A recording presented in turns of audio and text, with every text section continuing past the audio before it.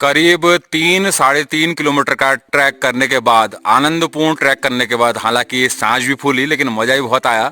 और हम स्वर्गपुरी पांडवखोला जो दोरहाट के निकट है, अल्मोड़ा जिला उत्तराखंड में है। और साथ में हैं श्याम पांडे, गौरव भाई और नीरज जी। दो साथी हमारे तेज थे, वो आगे निकल चुके हैं। श्याम जी, कैसा अनुभव रहा यहाँ तक पहुँचने में आपका? बहुत बढ़िया। और मैं गेवाड़ न्यूज़ का धन्यवाद करूंगा कि उन्होंने हमें अपने ब्लॉग में लिया। हम पांडवखोली एटलीस्ट पहुंच चुके हैं, काफ़ी 3-3.5 किलोमीटर का ट्रैक पूरा करने के बाद। और हम 6 लोग हैं और जो आनंद हमें आया है उसे हम शब्दों में बयान नहीं कर सकते। इस आनंद की आपको अनुभूति चाहिए तो आपको पांडवखोली, जो उत्तराखंड के अल्मोड़ा जिले के दोरहाट स्थित पांडुखोली दूनागिरी के पास में स्थित है, आपको यहाँ का आनंद लेना ही पड़ेगा। और जो अनुभूति हमें हो रही है, हालांकि थकान बहुत लगी और मज़ा भी बहुत आया क्योंकि सब लोग साथ में थे और एंजॉय करते हुए हम यहाँ तक पहुँचे थे। जी हाँ, अब हम पहुँच चुके हैं स्वर्गपुरी पांडुखोली। हमारे दो साथी बैठे हुए हैं मैदान में। दरअसल ये मैदान नहीं है, ये है भीम की गद्दी जिस पर भीम सोते थे। और ये पूरा नज़ारा आप देखेंगे, ये पूरी भीम की गद्दी है। और इसकी तारीफ ये की जाती है कि ये हमेशा नर्म रहता है, जैसे हमारी घर की बिस्तरा रहता है, नर्म उछलता कूदता हुआ। और श्याम पांडे बताएंगे कि जब पिछली बार आए थे वो यहाँ पे बर्फ ढकी हुई थी पूरे मैदान में। यही आप कहना चाह रहे हैं श्याम जी? बिल्कुल, जब पिछली बार हम आए थे यहाँ, तो यहाँ पर पूरा हुआ जो फील्ड ये आपको दिख रहा है सामने, ये पूरा बर्फ से ढका हुआ था। और इसके सामने ही ये देवदार का जो है जंगल यहाँ पर लगता है, जिससे कि यहाँ पर ठंड का बहुत ज़्यादा अनुभव होता है। आज हम हाफ टी शर्ट वगैरह में आए हैं, लेकिन पिछली बार जब आप आए थे तो क्या जैकेट वगैरह पहन के आए थे? बिल्कुल सर, जिस टाइम पे बर्फ यहाँ पे गिरी हुई थी उस टाइम पे हम लोग जैकेट वगैरह में थे, क्योंकि ठंड बहुत ज़्यादा होती है इस इलाके में, इसलिए अपने शरीर को भी बचाना बहुत आवश्यक है। इसलिए हमने यहाँ पर जैकेट वगैरह पहनने का अपने। गौरव भी कुछ दिखा रहे हैं। गौरव, क्या बताने जा रहे हैं? ये देखिए, इतना जो इसका ये है, ये गीला रहता है हमेशा, आधा गीला रहता है आधा सूखा रहता है। देखिए मैदान, देखिए आधा ऊपर का इसका गीला है, नीचे नमी, बल्कि नीचे से नहीं ऊपर से आ रखी है, गद्दी की तरह। गद्दे की तरह बिल्कुल। और यहाँ पर आप अगर उछलेंगे, थोड़ा उछल कूद यहाँ पर करेंगे, तो यहाँ पर आपको एकदम गद्दी का एहसास होता है। ये खासियत है भीम का गदा, भीम गद्दी। भीम की गद्दी इसलिए कहा जाता है क्योंकि यहाँ पर अगर आप ये देखिए, एकदम आपको आवाज आ रही होगी यहाँ पर। करें गौरव जी, एक बार थोड़ा और करें। ये गद्दे का अनुभव यहाँ पर आपको होता है।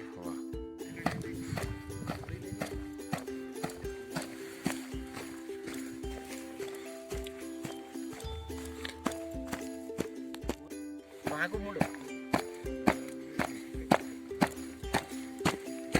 गौरव भाई की कूदने की कंपन की महसूस हमको यहाँ भी हो रही है, जो कि हम ऐसे लेते हैं।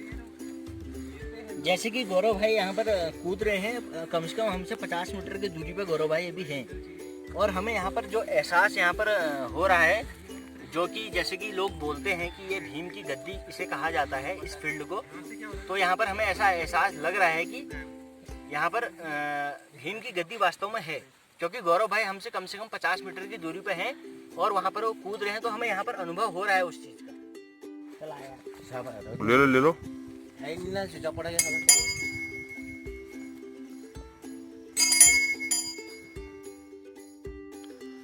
अभी हम महंत जी के पास हैं, जो यहाँ का निर्माण किया वो महंत जी ने किया।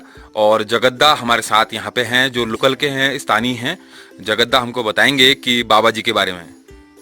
ये महाराज जी यहाँ का जब 35 ईयर के थे तब यहाँ पर आए थे।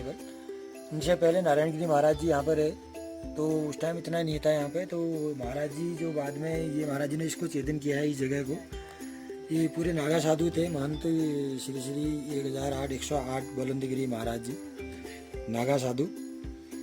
जो ये मंदिर आप देख रहे हैं बराबर में, ये मंदिर भी का निर्माण इन्होंने किया। राधा कृष्ण की मूर्तियाँ हैं यहाँ, शिवलिंग है। और काफ़ी वर्षों तपस्या यहाँ पांडवों का काफ़ी पुराने से वो है कि जब पांडवों को 12 साल का वनवास हुआ था तो 1 साल का अज्ञातवास भी था। तो अज्ञातवास में यहाँ पांडव भी रहे हैं, कुछ टाइम उन्होंने यहाँ बिताया है, इसी नाम से इसको जाना जाता है। बाद में इसी जगह ऋषि मुनि गर्ग ने यहाँ पर तपस्या की है। और कई महंत यहाँ से गए हैं, कई माइयाँ यहाँ से गई हैं, जिनकी समाधियाँ आगे हैं वहाँ पर बनी हुई हैं साथ में। तो ये महाराज जी ने इस जगह को चेतन किया है, अलग किया है। जो इसके पीछे पूरा मैदान है, पूरा आप देखेंगे अभी बाहर जाके, तो भीम जी का गद्दे के नाम से फेमस है यहाँ पे, क्योंकि बताते हैं कि तलाक ताल में एक ताल है, उस ताल में उन्होंने अपना गद्दा धोया और वहाँ से सुखाने के लिए यहाँ पर डाला गया। तो तब से ये पूरा मैदान ऐसा ही बना हुआ है।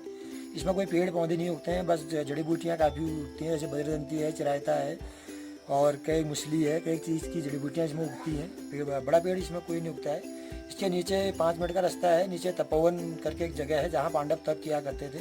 शिवलिंग वहाँ पर स्थापना है और पांडवों के लिंग जो पुराने यहाँ पे हैं वो अभी भी यहाँ पे हैं। थोड़ा बहुत हमने उसको मोडिफाई किया है, ज़्यादा नहीं, तो सीमेंटेड हमने उसको बनाया है। बाकी जो लिंग ये पहले से ही यहीं पर थे। बाकी जो अभी यहाँ पर है, काफ़ी एक संघ इसको देखता है, तो काफ़ी रहने वहने की कोई दिक्कत नहीं होती। अभी लॉकडाउन के चक्कर में बीच में बंद है, ये तो काफ़ी भंडारा चलता है। महाराज जी का आशीर्वाद बना है और काफ़ी यहाँ पे मेडिटेशन के लिए काफ़ी बाहर से काफ़ी लोग आते हैं, जैसे फॉरनर आते हैं रहने, यहाँ टूरिस्ट आते हैं।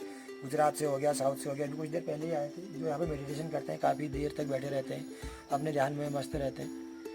काफ़ी आस्था है यहाँ पे, उन चीज़ों के बारे में जाना जाता है जो कि यहाँ तपस्वी लोग रहते थे। साउथ के सुपरस्टार रजनीकांत भी यहाँ थे। रजनीकांत भी यहाँ पे आई है, उमा भारती जी यहाँ पे आई है, काफ़ी, हाँ, जगलीन यहाँ पे आई हुई है। काफ़ी लोग आते हैं। वो यहाँ रुकते भी हैं या रुकते भी हैं, काफ़ी लोग रुकते हैं। रुकने की व्यवस्था भी यहाँ पे है? रुकने की व्यवस्था यहीं पे होती है, कमरे हैं, कुछ हॉल हैं और कोई पीछे है, ये कमरा है। दिसंबर में महाराज जी की पुण्यतिथि होती है, तो उस टाइम भंडारा होता है, तो काफ़ी कम से कम 8-10 हज़ार आदमी यहाँ पे एकत्रित होते हैं, जो महाराज जी के ऊपर आस्था रखते हैं अपनी। बताते हैं कि महाराज जी जब यहाँ पे थे तो लोगों को जब कोई बीमारी होती थी तो वो मार्केट नहीं जाया करते थे, तो महाराज जी के पास ही आया करते थे। यहाँ पे एक गोपती लगाने से या कुछ फल देने से वो ठीक हो जाता था। तो ये महाराज जी चकोटिया के थे सर, गेवाड़ घाटी के? हाँ, चितली के थे बोलिए। चितली गाड़ के? हाँ। महाराज जी का नाम ब्रह्मगिरी हुआ। हाँ, ना बलवंतगिरी महाराज। बलवंतगिरी जी महाराज जी ने यहाँ ये क्षेत्र चेतन किया है और इन्हीं के ऊपर ये सब कुछ बना हुआ है। बहुत बहुत धन्यवाद जगत आपका, आपने हमको जानकारी दी।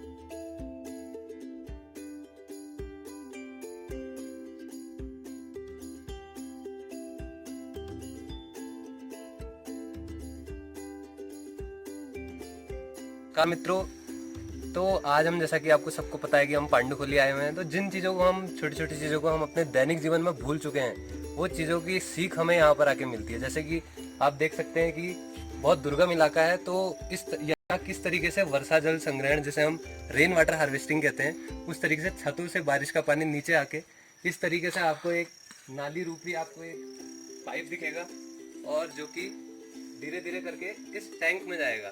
तो आप यहाँ पर देख सकते हैं कि किस तरीके से इतनी दूर जगह में इस चीज़ का प्रयोग किया गया है, जो कि हम दैनिक जीवन में अपने घर में नहीं कर पा रहे हैं। तो यहाँ से हमको कुछ ना कुछ सीख हमेशा लेके जानी चाहिए। ये पूरे टैंक का पानी इकट्ठा होता है ना कुलदीप जी, दीपक जी? हाँ जी। तो ये पानी खराब नहीं होता है? पानी खराब होने का कोई ऐसा मतलब तो है नहीं, क्योंकि यहाँ हमारा कोई सीवर नहीं, किसी तरीके का कोई बैक्टीरियाज नहीं। बट ये है कि आप जैसे देख रहे हैं कि इस पानी को हम पीने के उपयोग में नहीं लाए, तो अपना दैनिक जीवन में जो जो हमारे कार्य होते हैं उसमें हम इसको उपयोग पे लाते होंगे। और इस बारे में ज़्यादा अच्छा हमें बाबा जी बताएंगे, या फिर जो यहाँ के केयर टेकर हैं वो हमें ज़्यादा अच्छा बताते हैं। ये बिच्छू घास है, दरअसल ये हिमालय वाला क्षेत्र है, तो यहाँ बिच्छू घास की पत्तियां आप देखिए कितनी बड़ी हुई हैं। अमूमन ये पत्तियां काफ़ी छोटी होती हैं। बिच्छू घास जो है, जो हमारे शरीर का नर्वस सिस्टम कमज़ोर हो जाता है, तब उसके काम आती है। बिच्छू घास इसे कहा जाता है। प्राचीन काल में एनेस्थीसिया के रूप में इसी का प्रयोग किया जाता था। किसी हमारे बॉडी के किसी इलाके को सुन्न करना है, अगर कोई जोन को, तो उस पे बिच्छू घास लगा के उसको शून्य किया जाता था, जो आजकल एनेस्थीसिया कर रहा है जो। यहाँ बिच्छू घास की प्रकृति काफी बदल गई है, जो हमारे नॉर्मल बाजार में या आसपास के क्षेत्रों में काफी छोटे पत्तियां होती हैं, यहाँ देखिए इनकी कितनी बड़ी पत्तियां हैं। अभी हम आपको आयुर्वेदिक जो यहाँ हैं उसके बारे में भी जगत भाई के जरूर वचनबंदी होती है। जैसा कि आप देख रहे हैं कि अब हम पांडव मंदिर में प्रवेश कर चुके हैं, और जैसे जैसे आपको ललित पांडे जी दिखाते रहेंगे, पांडव मंदिर में 5 पांडव की शिलाएं रखी हुई हैं, जो कि हमें पंच पांडव का दर्शन कराती है। तो यहाँ की मान्यता कुछ इस प्रकार है कि जो 12 वर्षों का जो अज्ञातवास था उसमें से कुछ समय यहाँ भी व्यतीत किया गया था पंच पांडवों द्वारा। तो उनकी ये शिलाएं आप देख सकते हैं।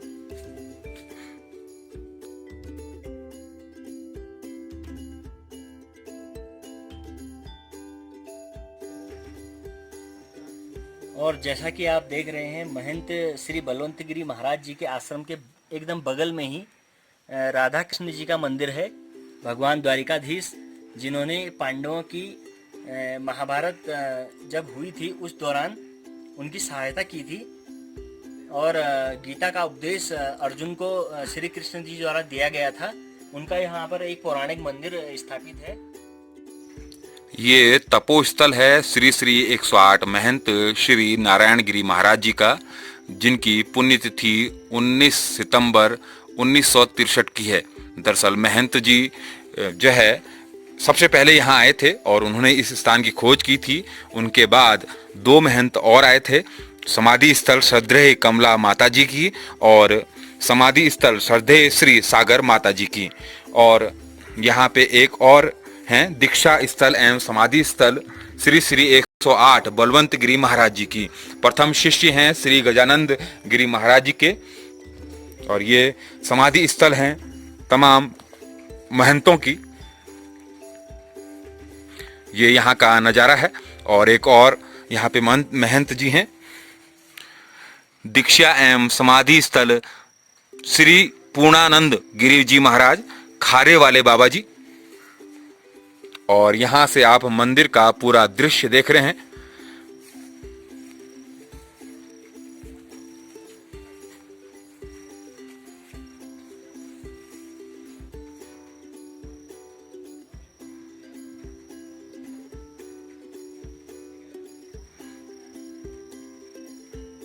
जो यहाँ पहुँचने के बाद हमें आनंद की अनुभूति हो रही है। वास्तव में जो शब्द हमने रास्ते में पढ़े थे, स्वर्ग, वो वही अनुभूति हमें यहाँ पे हो रही है। निश्चित तौर पर ऐसा प्रतीत हो रहा है कि हम पांडव काल में जी रहे हैं, और यहाँ के नेचर, यहाँ का प्रकृति, यहाँ की वायु, यहाँ के जो और चीज़ें हैं काफ़ी लुभावनी हैं और मनपसंद हैं। पूरा आश्रम आपको दिखाया जा रहा है। मंदिर दर्शन के बाद जीवनदा ने हमें चाय पिलाई है, और सबका अनुभव एक एक घूंट लेने का काफ़ी आनंदित है। और ये चाय, श्याम जी जरा चाय का गिलास दिखा दीजिए। ये चाय कोई साधारण चाय नहीं है, और जीवनदा बता रहे हैं कि ये चाय में करीब 28-30 जड़ी बूटियाँ शामिल हैं। जीवनदा थोड़ा सा जानकारी दे देंगे। इसमें जो कुछ जड़ी बूटियाँ जो जंगल वाली होती है महाराज जी लेके आते हैं, हम तो यहाँ पे कूटते हैं उसको, और बाकी कुछ बाजार की भी होती हैं, जैसे इलायची है, लौंग है, और ये लेमन ग्रास है। इस टाइप के जो होते हैं ये कुछ मार्केट से आते हैं, और कुछ जंगल के ज़्यादा हैं इसमें। उसी का हम कूट के उसको मिक्स करके बनाते हैं। क्वांटिटी उन्होंने बता रखी है कि इतना ग्राम होती होंगी, कुछ इसमें भी होती है, कुछ वो इधर से लेके आते हैं, भरतकोट के नीचे जंगल है ना, इधर से भी लेके आते हैं। इधर भी भरतकोट है।